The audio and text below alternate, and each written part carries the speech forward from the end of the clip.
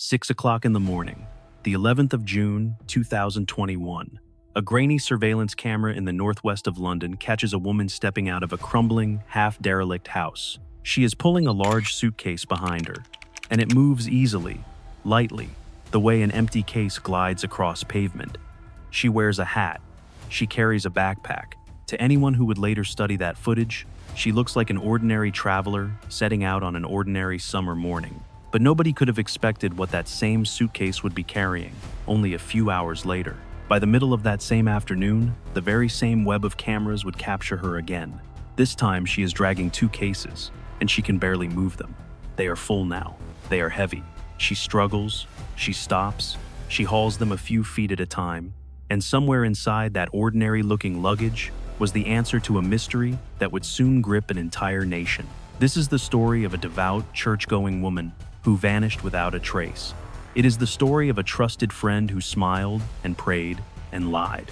And it is the story of a body found 200 miles from home, at the bottom of a set of old, mossy steps, with the head removed.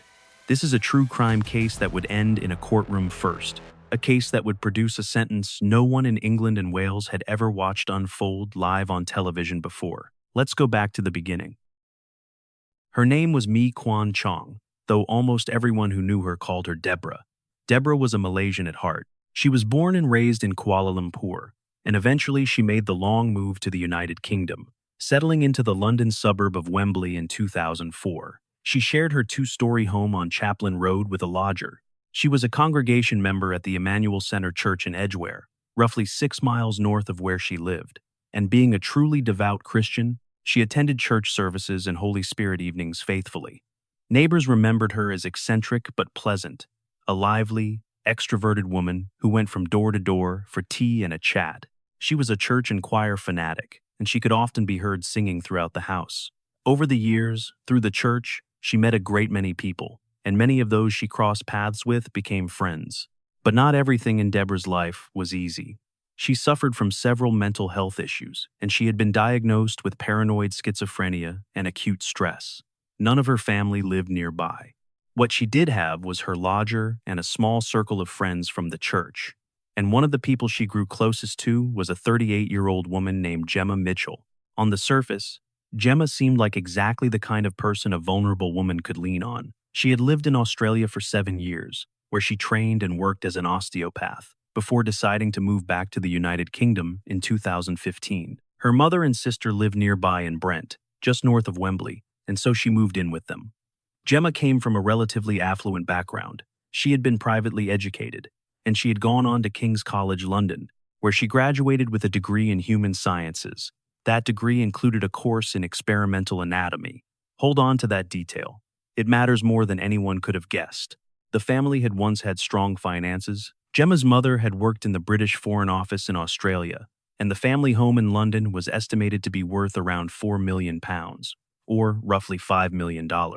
But the good years were behind them. The house had fallen into disrepair. It was mostly derelict now, and it needed urgent, expensive work. Gemma considered herself a committed, devout Christian, and so did Deborah. And you can probably already guess how the two of them met. It was through the church. But there was a problem quietly sitting underneath Gemma's respectable image. In August of 2020, she found that she could no longer work as an osteopath in the United Kingdom. There was no legitimate way to transfer her qualifications between the Australian and British systems.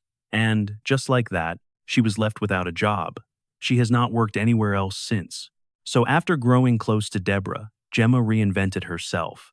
She offered her services as a spiritual healer, promising to help combat Deborah's worsening mental health. It was never going to work, of course. And by the spring of 2021, Deborah's condition was deteriorating badly. Her schizophrenia appeared to be worsening. She was prescribed stronger medication. Those around her described her as vulnerable and prone to erratic behavior. In her final months, Deborah developed a fixation. She became obsessed with Prince Charles and Boris Johnson.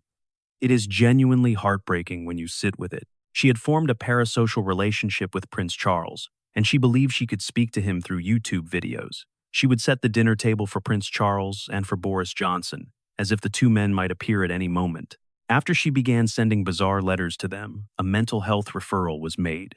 She spent a fortnight in a healthcare facility where she was prescribed a new course of medication. She did not want to take it, but her friends gently persuaded her, and for a while, life steadied. Summer was coming. There were sunnier days ahead, but summer would never arrive for Deborah, because behind the prayers and the spiritual sessions, something had curdled. And to understand what happened next, you have to follow the money. Gemma urgently needed cash to repair that crumbling family home in Brent, and to understand just how urgent, you have to picture the place. The rooms were reportedly crammed with broken furniture and trash, some of them impossible to even enter. There were boxes and suitcases, freezers full of food, old mattresses, and building materials scattered everywhere. The kitchen was described as dirty, with rotting food all over the stove and paperwork covering every surface. The second floor was mid-renovation, the walls and ceilings unfinished, and the property had no roof. The bathroom was stained and in poor repair. The whole place, investigators would later note, looked like a hoarder's residence. And here is where two devout friends began to clash.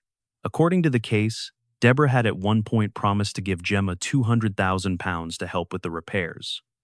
£200,000 handed to a friend with nothing binding in return. But Deborah had a change of heart. She told Gemma instead to simply sell the house and enjoy the money, because life, she said, was too short. In a follow-up message, she pointed out the obvious. More construction would only cost more money that Deborah simply did not have to give. Over the following days, Gemma grew pushier, more aggressive, and on the 8th of June, 2021, Deborah finally reached her limit. She sent Gemma a message that drew a hard line. Until Gemma had sold her own house, Deborah wrote, she did not want her coming to her or to her home. She was, in her own words, stressed to the core. 3 days later, Deborah vanished. What happened inside Deborah's home over the next several hours, no one will ever fully know. There were no cameras in that house, but there were cameras everywhere else. And thanks to a myriad of surveillance cameras stitched across northwest London, investigators would eventually be able to fill in nearly every gap in the timeline. This is where the case stops being a mystery and starts becoming a map. Return to that first image.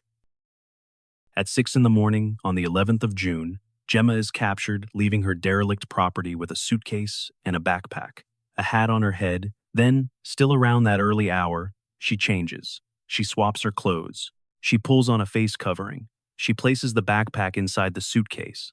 The footage now tracks her moving in the direction of Deborah's home. By 7 o'clock, the hat is gone, but she is still there in frame, still with the suitcase, still wearing that mask.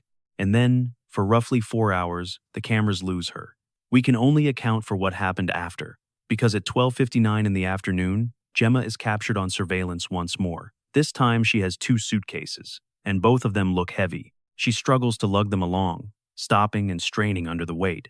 The smaller bag, investigators believe, likely held Deborah's personal and financial paperwork, documents Gemma would need for a cold and specific reason we will come back to. The larger case is another matter entirely. Think back to how that first case rolled out the door at dawn. Empty, light. Now watch her fight it down the street. Whatever changed in those missing 4 hours changed everything. Unable to move that weight on foot, Gemma called a taxi to carry her and the 2 suitcases back toward her own address. But she was forced to wait a full 40 minutes before the cab could collect her. And by 4:16 in the afternoon, she had made it home, a large blue suitcase back in her possession. You might expect a person who had just committed an unspeakable act to hide. Gemma did the opposite. That same evening, she traveled to St. Thomas's Hospital in central London to be treated for a broken finger. She told the doctors she had accidentally shut it in a door.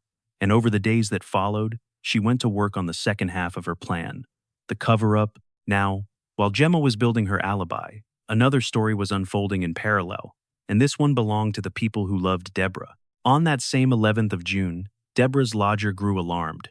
He could no longer find her, no longer reach her, and given everything he knew about the fragile state of her mental health, he understood immediately that this was serious. He contacted authorities right away. He had, after all, seen Deborah only the day before, so she could not have been gone long. Surveillance footage from the 9th of June backed this up, showing Deborah walking down Chaplin Road. Accompanied by him, officers noted something important in that footage. The older woman could not walk very well, so if she truly were on the run, Avoiding all forms of transport would have been almost impossible for her.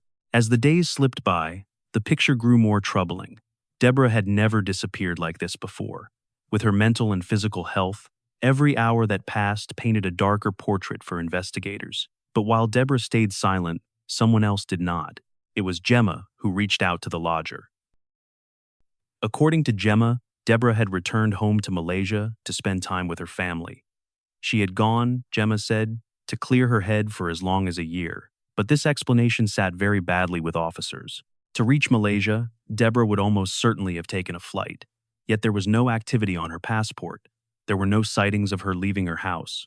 No local taxi company had given her a ride. And no bank activity suggested she had paid for any public transport at all. A woman who could barely walk had, according to her friend, quietly slipped out of the country without leaving a single trace. It did not add up. For the people who loved Deborah, each new explanation only deepened the dread. This was a woman who visited her neighbors for tea and a chat, who sang through the walls of her own house, who could not walk far without help. The idea that she had quietly boarded a plane and severed all contact for a year was not merely unlikely. To anyone who truly knew her, it was impossible, and the harder Gemma pushed that version of events, the more it collided with one stubborn fact. Every record that should have shown Deborah leaving the country showed nothing at all. No flight, no passport stamp, no taxi, no trace. Days turned into weeks. And still, not one confirmed sighting of Deborah surfaced anywhere. But 16 days after she vanished, as the search intensified, a gruesome discovery 200 miles away would blow the case wide open. 200 miles from Wembley sits a small coastal town in South Devon called Salcombe. It is a gentle, unremarkable place, known for beautiful beaches and lush green countryside, the kind of spot families visit on holiday. And on the 27th of June, 2021, one woman visiting the area on holiday would find far more than she ever bargained for. She was walking with her family through a wooded stretch along Bennett Road when she came to the bottom of some old, mossy steps. There, she stumbled into a nightmare. Lying nearby was a decomposing body, and the head was missing. Shaking, she did the only thing she could. She called for help. What you are about to hear is the real emergency call placed at that scene. It has not been altered. Hey, Dad. Emergency. Hi, I just found a body. Oh, go ahead, caller. What's your emergency? I just found a body. Right, okay. A body, is it? Are they breathing? No, they're dead. They look like they've possibly been there like a few days or something, with some flies and stuff. Right, okay. Bear with me a second. Let's put this on. What's the road? Yeah, what road are you on? I'm in Salcombe. You're in Salcombe, sorry. Let me have a look. I can populate, hopefully, where you are. So, Bennett Road, are you quite near the harbour? We're up from North Sand Beach. Hang on, we'll just look at Google Maps. Oh, okay, yeah, so I can see North Sand Bay. Road. Bennett Road, yeah, you are on Bennett Road. The woman on that call had no way of knowing who she had found, or that the answer lay 200 miles to the northeast, on a quiet street in Wembley. When forensic officers arrived, they discovered something that turned an unbearable scene into something almost ceremonial. The body had been dumped alongside a church business card and excerpts from the Bible. Soon after, the terrible confirmation came. The remains belonged to Mee Kwan Chong. They belonged to Deborah. Because of the degree of decomposition, a post-mortem examination could not determine exactly how she had died, but it could confirm several devastating facts. Deborah had suffered a skull fracture, along with a number of other injuries consistent with an assault. Crucially, her head had not been removed by animal activity.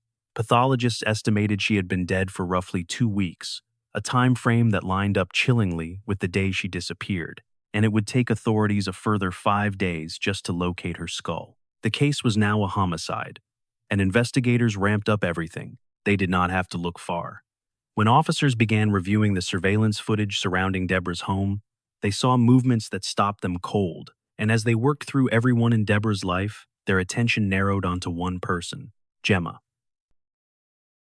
While Deborah was still alive, she had often held spiritual sessions in her garden, and Gemma was frequently right there beside her. Many friends recalled Deborah telling them that Gemma and Jesus were healing her. The two women had been genuinely close, at least until the week before Deborah vanished, when they had fallen out over money. Officers now understood exactly why that detail mattered. Follow that timeline back through the cameras, and Gemma's every move began to look less like coincidence and more like choreography. But before we get to the arrest, we have to talk about the cover-up, because what Gemma did in the 2 weeks between the murder and her capture is where this case turns genuinely cold-blooded. In the days after the 11th of June, Gemma began to manufacture a paper trail. She sent several fraudulent emails to a missing persons charity. She fired off a WhatsApp message to Deborah's lodger, repeating the story that Deborah had left the country to visit family. She was, in effect, narrating a fictional version of her friend's life, one in which Deborah was safe and well and simply overseas, all while she went on with her own. And here is a detail that reveals exactly the kind of person investigators were dealing with. Somewhere in that same window, between the murder and her final trip, Gemma went on a date. She met someone online and took them to London Zoo. A woman who had just killed her friend spent an afternoon strolling past the animal enclosures on a first date. Then, several days later, Gemma got back on the road, and the footage picked her up again. On the 26th of June, at 5 minutes past 8 in the morning, a surveillance camera across the road from her house recorded her loading a suitcase into a gray Volvo. That Volvo was not hers. She had rented it from a vehicle hire company the very night before, and she added another layer to the scheme, one that shows just how much thought went into staying hidden. Gemma reactivated the phone number of a neighbor who had recently died, and she carried that dead person's number with her as her own line of communication, deliberately leaving her real phone behind at home to fool investigators. Everything about that morning was engineered to leave no digital shadow. A borrowed car, a dead neighbor's phone, her own device abandoned on a shelf, and a 200-mile drive southwest toward a town where no one knew her face. On the way down, she stopped at a petrol station, where a camera caught her walking into the shop. After covering all 200 miles to the coast, she parked her car near Bennett Road at approximately 12 minutes past 9 at night. There, she dumped Deborah's body. And the same camera that recorded her arrival recorded her leaving the area 41 minutes later. She thought her plan was going well. Despite being caught by camera after camera after camera, Gemma believed she was in the clear. But there was one part of her elaborate scheme that not even she could predict. On the way back to London, her rented vehicle blew a tire. Forced off the road, she pulled into a service station and called for assistance. A repairman named Lee Garden was dispatched to change the wheel, and to this day, he can still recall his bizarre encounter with her. She seemed confused, severely distracted. She insisted that he must not go into the boot of the car and absolutely must not place a tire in there. Stranger still, she wanted to keep the old, flat tire. And there was something else Lee noticed. An odd smell coming from the vehicle, a musty smell, as if someone had slept inside it overnight with no ventilation. He did not know it at the time, but that was the smell of death. After the tire was fixed, Gemma drove home. She returned the Volvo, and then she dumped the blue suitcase on the roof of a shed belonging to one of her neighbors. She had covered her tracks, disposed of the body, borrowed a stranger's identity, and built a story to explain it all. And the very next day, Deborah's decapitated body was discovered at the bottom of those mossy steps in Salcombe. Now the walls were closing in. The evidence stacked against Gemma was, to put it plainly, damning. So authorities decided to pay her a visit. At midnight, officers arrived at the family home in Brent. What follows is the real recording of that moment. It has not been edited.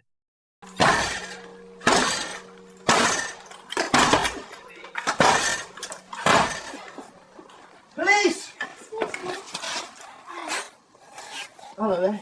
Hello, how are you? Yeah, good. There's no answer. Sorry, what's your name? Sorry, we're asleep. Are you Gemma? Yeah, I am. Okay, Gemma. Just put you on a second. Sure, sure. Come on a second. Sorry, can I ask Gemma, do you want to come up? Yeah, sure. Yeah, I just want to see them. Hands, just so see your hands. Alright, Gemma, at this moment, I'm arresting you on suspicion of murder. Okay, you don't have to say anything, but you may have a defence. Do you want to mention one question, something which you later rely in court? Anything you do say may be given evidence, okay? Once you're in the cuffs, Am I allowed to... I'll go explain everything to you. Okay? Should I get some Yeah, shoes sorry. then? What? If you want to one sec. Inside.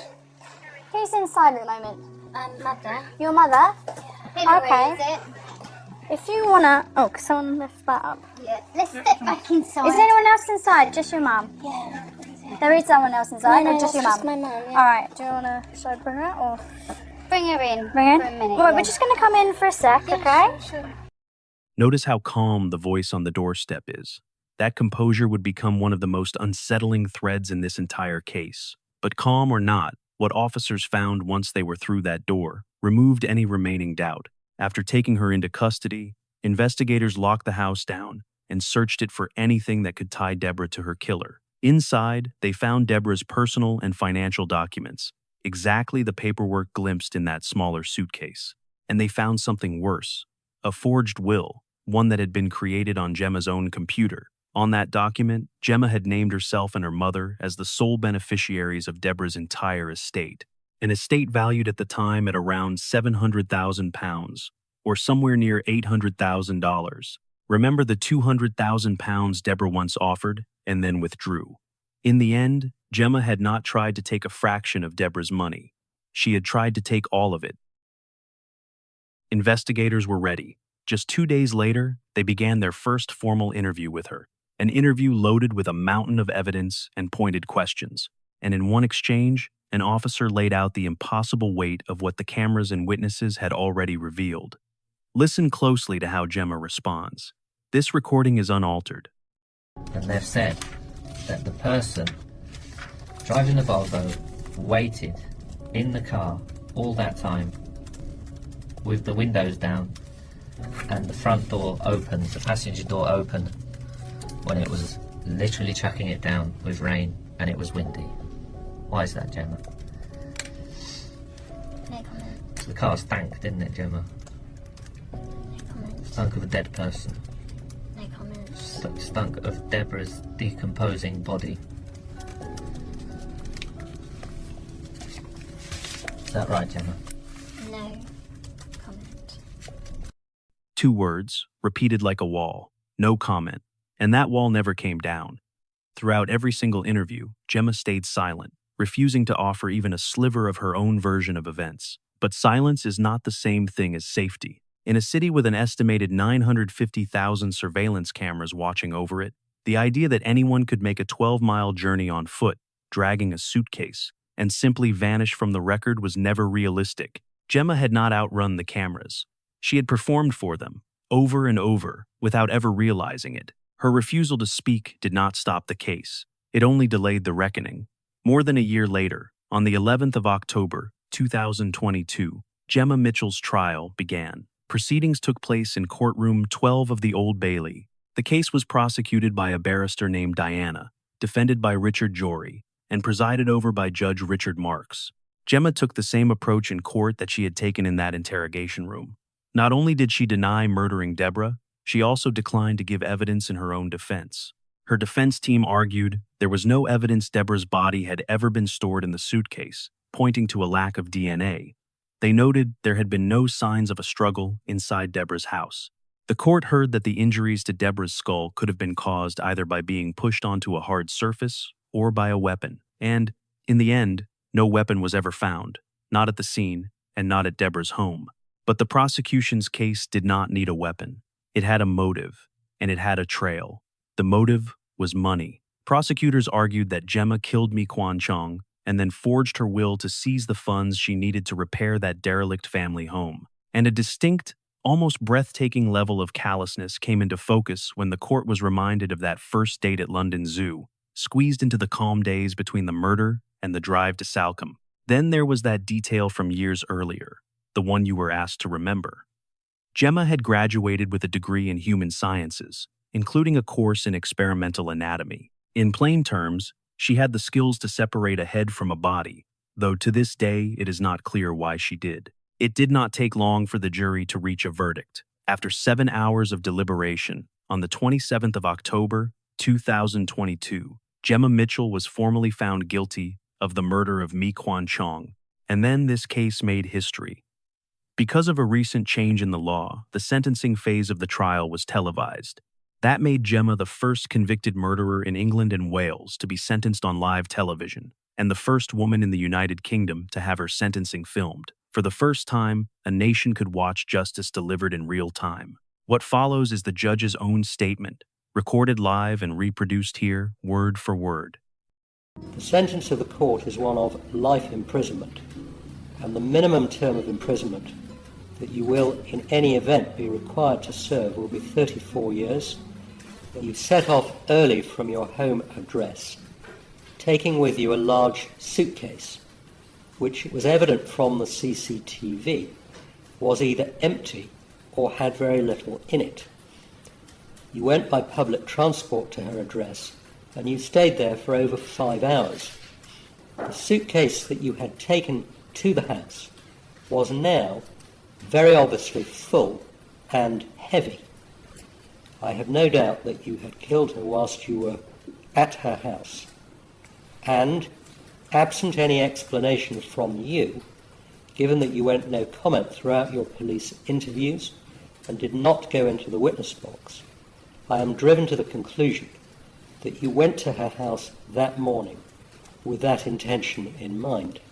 You have shown absolutely no remorse, and it appears that you are in complete denial as to what you did, notwithstanding what, in my judgment, amounted to overwhelming evidence against you. The judge's words carried a finality that Gemma's silence never could. Life imprisonment, with a minimum term of 34 years. In practical terms, that means Gemma will not even be eligible for parole until the 10th of July, 2055. She was in her late 30s when the cell door closed. She will be in her 70s before a parole board so much as considers her release. But a sentence, however severe, cannot answer the questions that matter most to a grieving family. During the trial, a statement written by Deborah's sister, who is based in Malaysia, was read aloud to the court. In it, she gave voice to the anguish that no verdict could soothe. They still did not understand how Deborah died, she said. Did she suffer? That mystery, she wrote, would haunt her forever. And to this very day, Gemma has never accepted responsibility for the murder. So some questions in this case remain permanently unanswered. Yet the heart of it is painfully simple. Deborah was a vulnerable woman, seeking help for her declining mental health. She had leaned on Gemma for spiritual support, and she had even offered her a huge sum of money from her own savings to help her friend out of a hole. And Gemma, in return, abused that vulnerability for her own personal gain. Tragically, all of that trust would end through a genuinely despicable crime, and it appears this was not entirely out of character. Since her conviction, several of Gemma's former friends have come forward to share their own experiences of her. As it turns out, she had long been someone who tried to take other people's money and even their partners. This way of thinking, it seems, was nothing new for Gemma at all. It is tempting to look for something monstrous and obvious in a case like this, some flashing warning sign that everyone around Deborah should have seen. But the most chilling part of this true crime story is how ordinary the danger looked. The threat did not arrive as a stranger in the dark. It arrived as a fellow churchgoer, a spiritual healer, a friend who sat in the garden and spoke about Jesus, and who was trusted with a vulnerable woman's fears and her savings alike. That is what makes this case linger long after the verdict. The betrayal wore a familiar, trusted face, right up until the very end. So, what are we left with? A devout, singing, tea-drinking woman who set a place at her table for a prince and who wanted nothing more than to feel healed. A friend who prayed beside her, healed nothing, and then rolled an empty suitcase to her door at 6 in the morning, and a network of cameras that recorded a killer's every step while she believed she was invisible. Deborah left her home for the last time on a quiet street in Wembley, walking beside someone she trusted. She was found 200 miles away, at the bottom of a set of mossy steps, laid down with a church card and pages of scripture, as if faith could excuse what had been done to her. It could not. The cameras told the truth even when Gemma would not, and in the end, that suitcase, empty at dawn and unbearably heavy by afternoon, said everything a killer refused to. Look after each other, and whatever face it wears, never mistake a predator for a friend.